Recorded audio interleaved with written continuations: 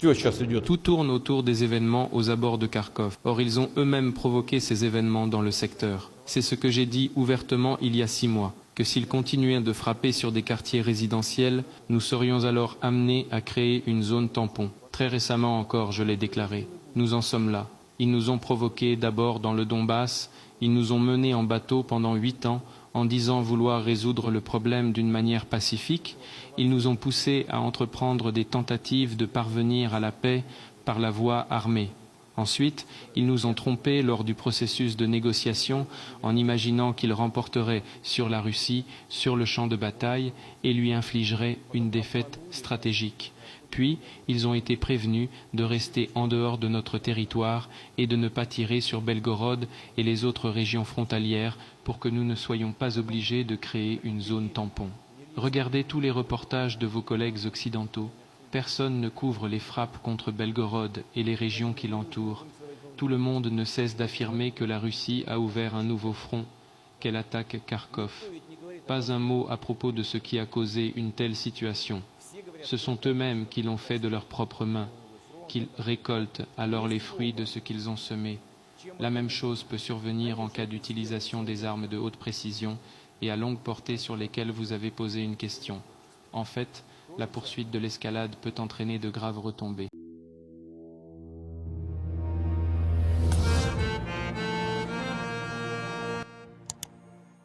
Lors d'une conférence de presse tenue ce 28 mai 2024, Poutine a souligné l'importance des relations entre la Russie et l'Ouzbékistan, mettant en avant les opportunités économiques et les projets communs, notamment dans les secteurs industriels et énergétiques. L'Ouzbékistan, avec une population en croissance rapide et une économie dynamique, est un partenaire clé pour la Russie. Poutine a mentionné la création d'un fonds de 500 millions de dollars pour soutenir ces projets, la majeure partie étant financée par la Russie. Poutine a également abordé la question de l'intégration de l'Ouzbékistan dans l'Union économique eurasiatique, affirmant que cette décision repose sur les intérêts économiques souverains de chaque pays. Il a insisté sur le fait que l'Ouzbékistan pourrait bénéficier de cette intégration malgré les défis logistiques liés à son absence d'accès à la mer. Concernant l'Ukraine, Poutine a critiqué la légitimité du pouvoir actuel, soulignant que la constitution ukrainienne ne prévoit pas la prolongation du mandat présidentiel en état de guerre. Il a exprimé des inquiétudes quant à l'escalade des hostilités et aux menaces de frappe sur le territoire russe, avertissant que de telles actions pourraient avoir des conséquences graves. Poutine a réitéré la position de la Russie sur la nécessité de clarifier la situation politique en Ukraine et a mis en garde contre les implications d'une escalade militaire internationale. Enfin, il a abordé la pression exercée par les États-Unis sur d'autres pays pour limiter leurs relations avec la Russie, critiquant cette attitude comme impérialiste et nuisible à la sécurité internationale et à l'économie mondiale. Écoutons cet extrait de sa conférence de presse. Bonsoir, Pavel Zarobin, chaîne Russie. J'ai 2 questions, tout de suite assez volumineuses. La première, à Tashkent, nous sommes venus directement de Minsk quasiment, donc c'est un sujet qui est à Minsk. Vous avez répondu à une question sur la légitimité de Zelensky et sur la question de savoir avec qui vous pouvez discuter en cas de négociation. Vous avez dit qu'il faut regarder la constitution de l'Ukraine pour voir qui est détenteur du pouvoir et avec qui est habilité à signer. Mais en tout cas, conformément à la constitution, on voit que seule la Rada peut opérer. Il n'y a pas un mot sur le président. Et ce n'est que sur la base de l'état de guerre que Zelensky a prolongé son mandat. Vous avez dit qu'il fallait une analyse juridique. Alors, c'est une analyse que nous faisons. Avec qui vous êtes prêt à discuter? Est-ce que je peux vous poser tout de suite une deuxième question? Alors, il y a de plus en plus de déclarations de la part de tribunes occidentales sur le fait qu'il faut autoriser Kiev à effectuer des frappes sur le territoire de la Fédération de Russie en profondeur. Et encore aujourd'hui, les ministres de la Défense de l'Union européenne en parlent aujourd'hui, le disent. Et on va donner des armements à Kiev. Ensuite, on considère que cet armement est ukrainien. Et ensuite, Kiev peut frapper, l'Ukraine peut frapper où elle veut, partout en Russie. Alors, la première question.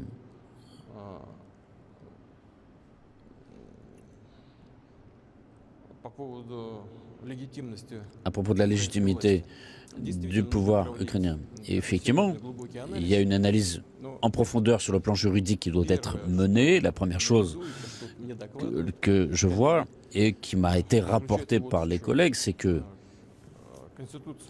la constitution ukrainienne prévoit la prolongation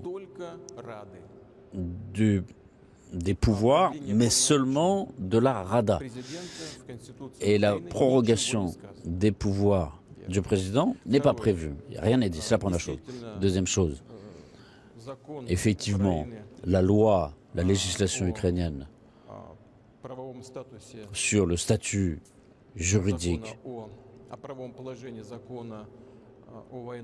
sur l'état de guerre, dit que, en cas d'état de guerre, les élections présidentielles ne sont pas organisées. Cela ne signifie pas que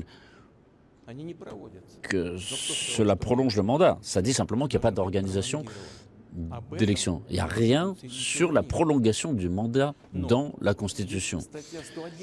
Mais il y a l'article 111 de la Constitution ukrainienne qui dit, dans ce cas, l'autorité du pouvoir suprême, en l'occurrence du président, est transmise au président du Parlement. D'autant plus que dans les conditions de la loi sur l'état de guerre, le mandat du Parlement est prolongé. Donc c'est l'analyse préliminaire qu'on a. Il faut regarder en détail tout ça. Certains spécialistes disent qu'il y a des contradictions entre la Constitution, dans la Constitution, sur la prolongation du mandat de la Rada en cas d'état de guerre et des dispositions qui disent que, je crois de 2016, qui prévoit le statut particulier de l'état de guerre. Et comme je l'ai dit, je le répète, il s'agit du fait qu'il n'y a pas d'élection présidentielle qui est organisée. Mais rien n'est dit sur la prolongation de ce mandat. Et ça, c'est un problème. Et en fait, ça signifie que, au fond, l'État ukrainien repose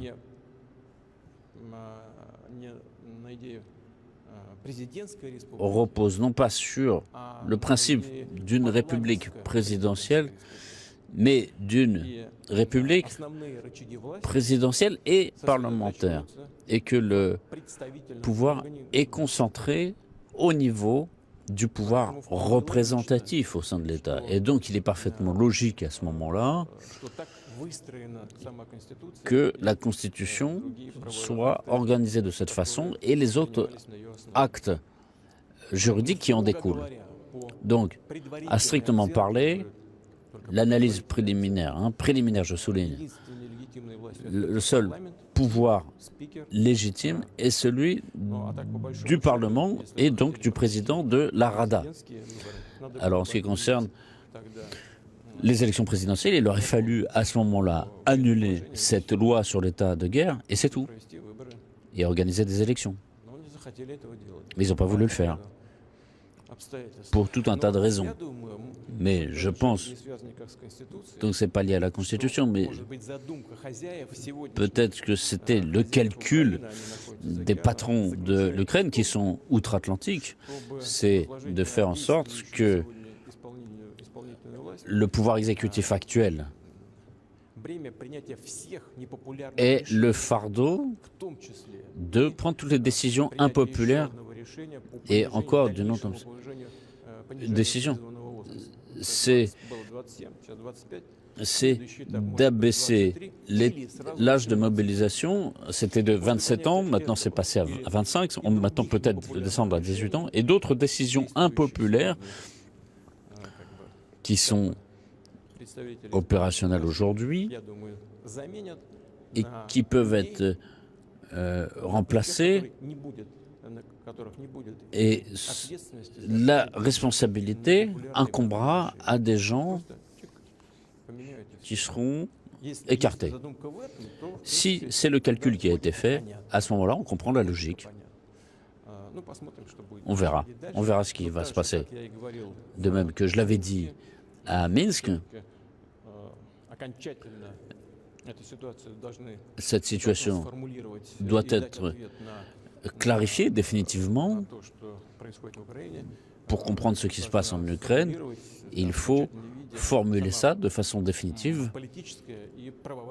par le système politique et juridique du pays.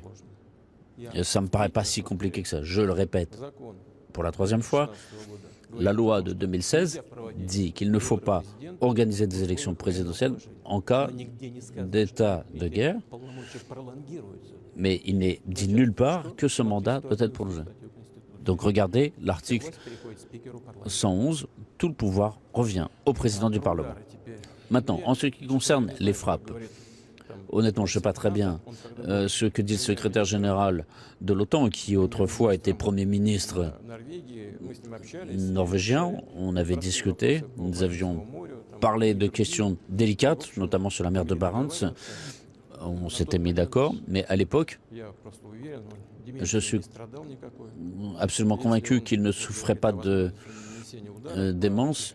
Et si on avait parlé à l'époque de frappe à longue portée sur la Russie, en tant que secrétaire général de l'OTAN, en plus lui c'est un civil comme moi, il doit comprendre que des armes à longue portée ne peuvent pas être utilisées sans moyens astronautiques de reconnaissance.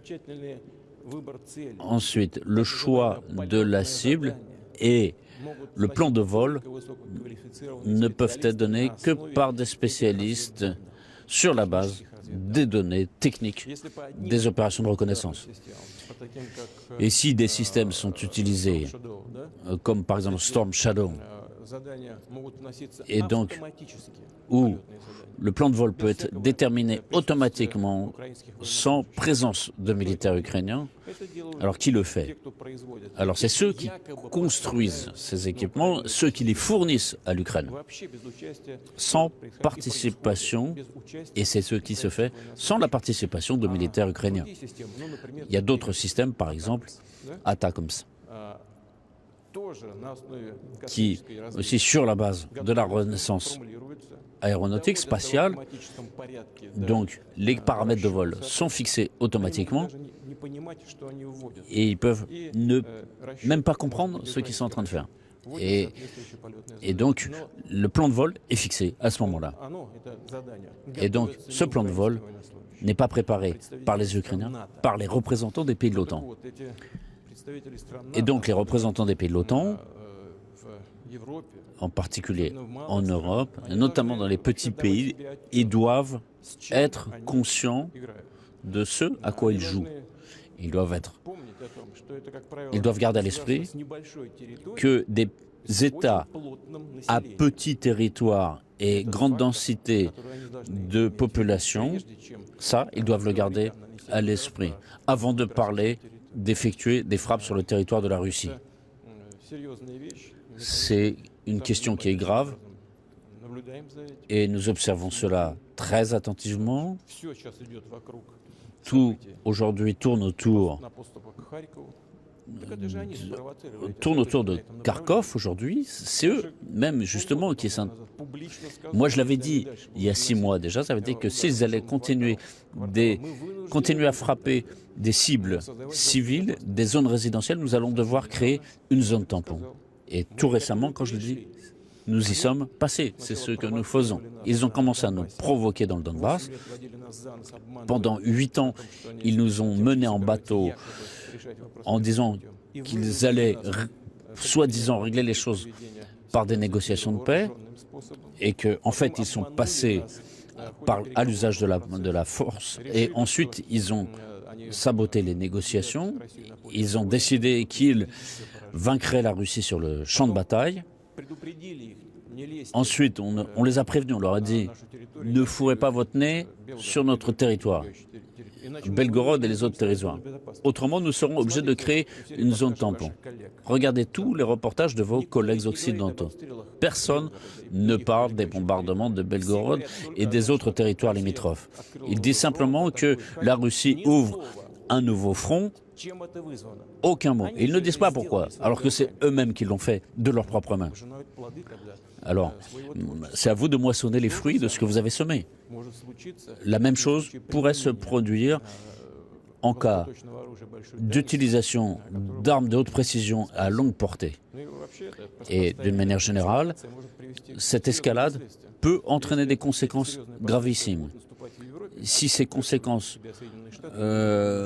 surviennent en Europe, comment les États-Unis vont se comporter en matière de négociations sur les armements stratégiques? Ils veulent un conflit général? Il me semblait qu'ils voulaient se mettre d'accord en matière d'armes stratégiques. Mais aujourd'hui, on ne voit pas de grands souhaits de leur part de discuter là-dessus. Il y a un sujet de discussion, mais on ne voit pas de grande volonté de leur part. Je vous en prie. Izvestia. Au cours de ces derniers mois, avant votre visite en Asie centrale, est venue une délégation du ministère des Finances des États-Unis avec une pression sans précédent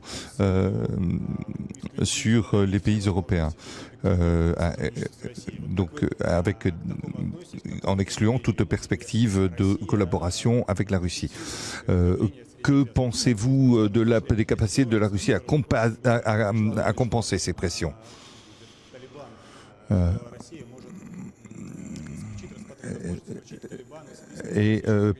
Également, pouvez-vous commenter l'exclusion des talibans de la liste des agents terroristes?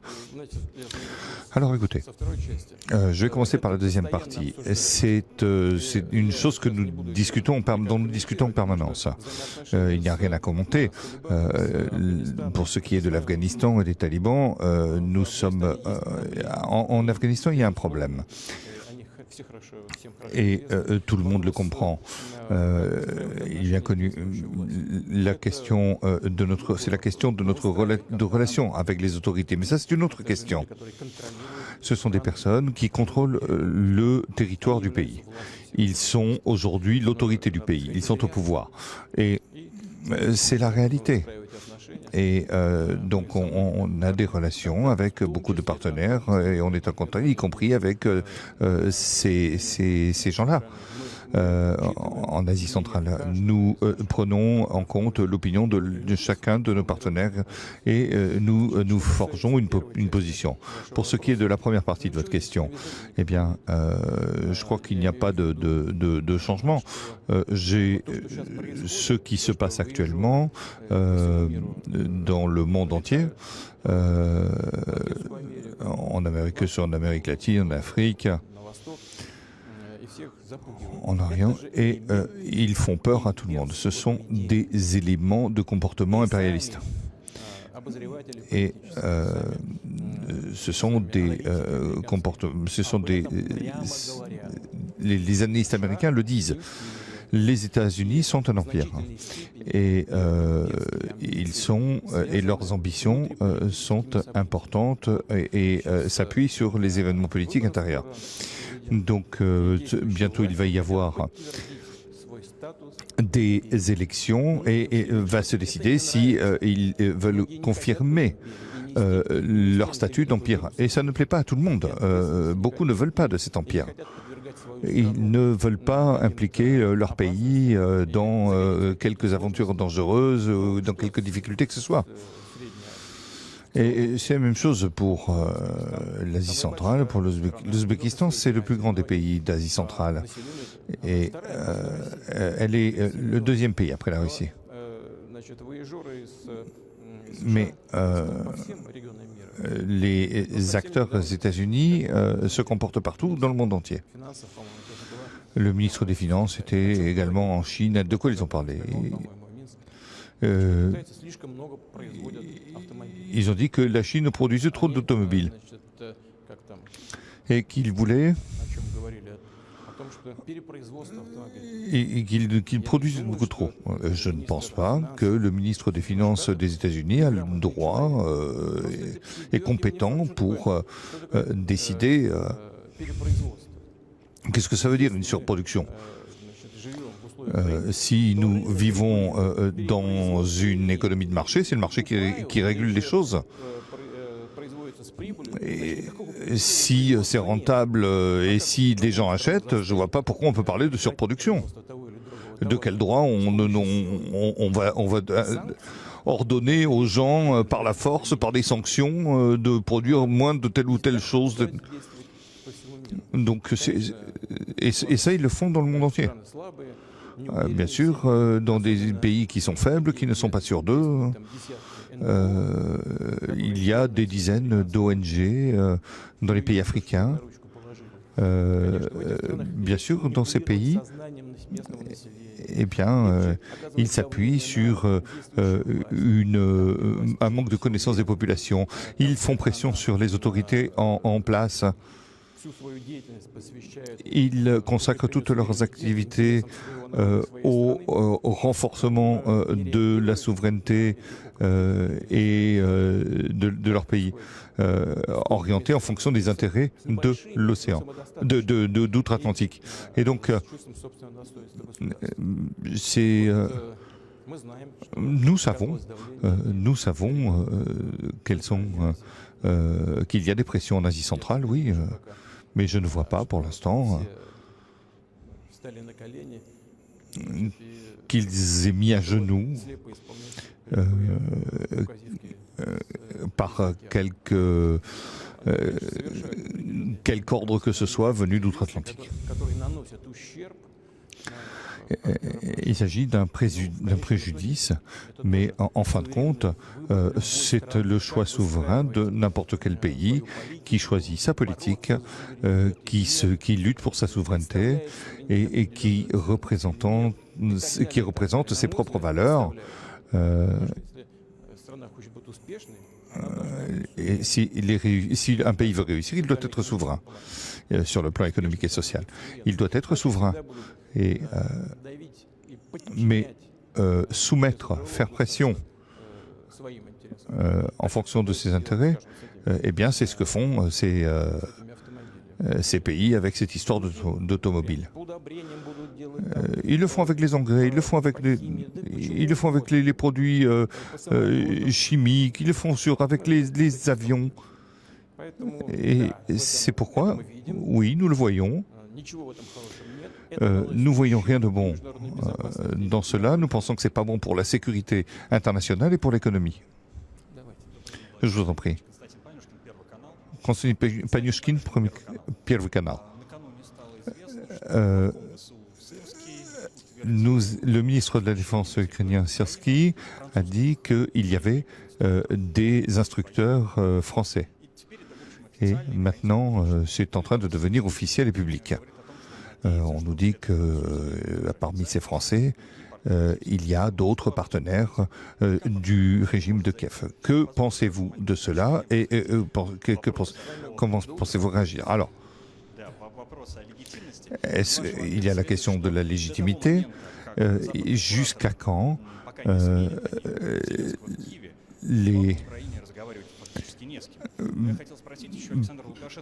mais Alexandre Loukachenko a parlé de militaires.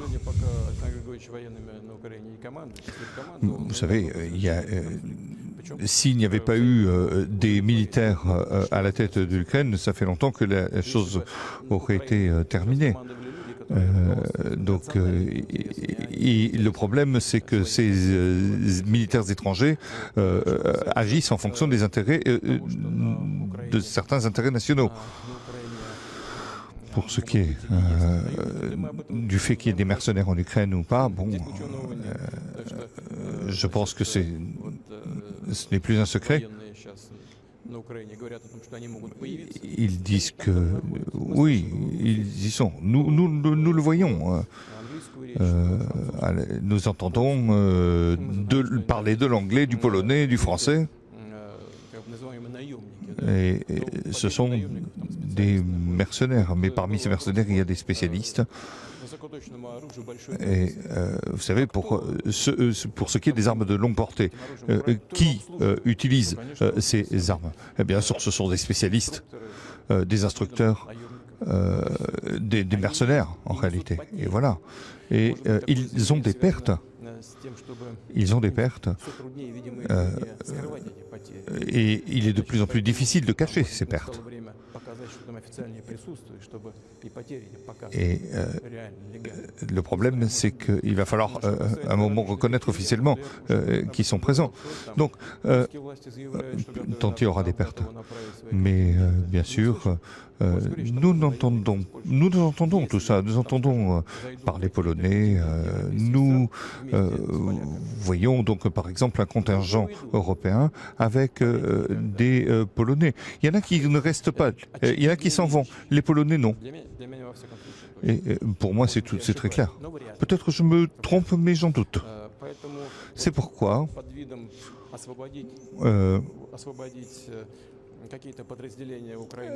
pour ce qui est de libérer l'Ukraine, il faudra donc tenir des frontières, ne serait-ce que pour la sécurité. Et s'ils se trouvent là, eh bien, ils seront dans la zone des combats. Je ne pense pas que ce soit une bonne décision.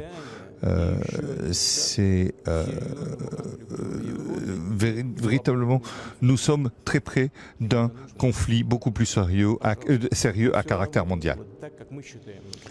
Et indépendamment de qui se trouve sur le territoire européen, et sur le territoire ukrainien. Voilà. Je vous en prie, pour terminer. Alexis Gladkov, pour ceux qui, donc il y a eu un message. Donc après la conférence sur l'Ukraine, ensuite, il s'agira, pourrait-on inviter la Russie pour essayer de consolider l'idée d'une négociation? Donc, est-ce que la Russie peut participer et si oui, dans quelles conditions? Il n'y a pas de réponse, puisque je ne sais pas de quoi il s'agit. Ils disent qu'ils ne sont pas prêts à inviter la Russie, et après ils disent peut-être qu'on sera prêt, mais plus tard. Nous, on n'a jamais refusé quelque invitation que ce soit. Nous l'avons dit, nous sommes prêts. Nous n'avons pas cessé de vouloir négocier. On aurait pu dire que les accords qui ont été signés à Istanbul ne nous conviennent pas. Mais donc il y a eu des accords. On aurait pu, s'il n'y avait pas eu la signature des accords que nous avions préparés du chef de la délégation ukrainienne. Ils ont paraphé ces accords et ils ont reçu l'ordre de déchirer ces accords et de vaincre la Russie sur le champ de bataille en lui infligeant une défaite stratégique. Eh bien, ils ont reçu l'ordre de la Grande-Bretagne ou des États-Unis, mais de toute façon c'est pareil. Mais sur cette base, nous n'avons jamais refusé et nous sommes prêts à continuer le processus de négociation. Mais qui est quoi s'agissant de la légitimité qui va nous permettre de passer à des étapes ultérieures, nous ne le savons pas. Mais je suis toujours étonné je regarde avec beaucoup d'étonnement ces mouvements en Occident qui disent que la Russie refuse de négocier. Une fois encore, c'est faux. Nous ne refusons pas. La partie ukrainienne refuse publiquement. Elle a paraphé des accords et après elle les a refusés pour nous vaincre sur le champ de bataille. Si vous êtes prêts, eh bien revenez, il n'y a pas de problème. De quoi parle-t-on? Ils ne veulent qu'est-ce qu'ils veulent exactement? Ils veulent un soutien, qu'est-ce qu'ils veulent? Et il s'agit de déterminer la consolidation de la paix, mais malheureusement, cela ne fonctionne pas comme ça. Ils ne veulent pas se mettre d'accord. Ils s'accrochent au fait qu'ils vont recevoir telle ou telle chose, et qui va générer un tournant sur le champ de bataille. Et ça ne marche pas. Et plus il y aura de tentatives de ce genre, plus il y aura de pertes. Et les pertes ne sont pas pour le bien de l'Ukraine. Pourquoi cela arrive? Ceux qui dirigent l'Ukraine se fichent des Ukrainiens. Voilà le problème de l'Ukraine aujourd'hui. Ils ne pensent pas que ces gens sont les leurs. Ils n'agissent pas dans l'intérêt des Ukrainiens. Je vous remercie. Cette conférence de Poutine nous enseigne au moins 4 leçons. 1. Compréhension des motivations derrière les actions. Cherchez toujours à comprendre les motivations profondes derrière les actions des autres. Poutine remet en question la légitimité du président ukrainien et critique les États-Unis pour des raisons stratégiques, pas seulement idéologiques. Dans la vie, les gens ont souvent des motivations cachées derrière leurs actions apparentes. Prenez le temps d'analyser les actions des autres dans votre propre vie. Pourquoi quelqu'un agit-il de telle ou telle manière? Cette compréhension peut vous aider à naviguer plus efficacement dans vos relations personnelles et professionnelles. 2. Résilience face à la pression. Poutine montre une certaine résilience face à la pression internationale. Être capable de rester ferme et de naviguer sous pression est une compétence précieuse dans la vie. Apprenez à gérer le stress et la pression. Développez des stratégies pour rester calme et concentré même dans des situations difficiles. Cela vous aidera à prendre de meilleures décisions et à maintenir votre bien-être. 3. Flexibilité et ouverture à la négociation. Bien que ferme, Poutine laisse la porte ouverte à la négociation. Être flexible et ouvert à la discussion peut souvent mener à des résolutions plus positives. Dans les conflits personnels ou professionnels, essayez de garder une attitude ouverte et chercher des solutions gagnant-gagnant. La flexibilité et la volonté de négocier peuvent souvent désamorcer des situations tendues. 4. Prudence et anticipation. La mise en garde de Poutine contre une escalade des hostilités montre l'importance de prévoir les conséquences de ses actions. Anticiper les réactions des autres peut vous aider à éviter des situations conflictuelles. Dans votre vie, avant de prendre une décision importante, prenez le temps de réfléchir aux conséquences possibles et préparez-vous aux différentes éventualités. Cette anticipation peut vous aider à naviguer plus sereinement dans des situations complexes.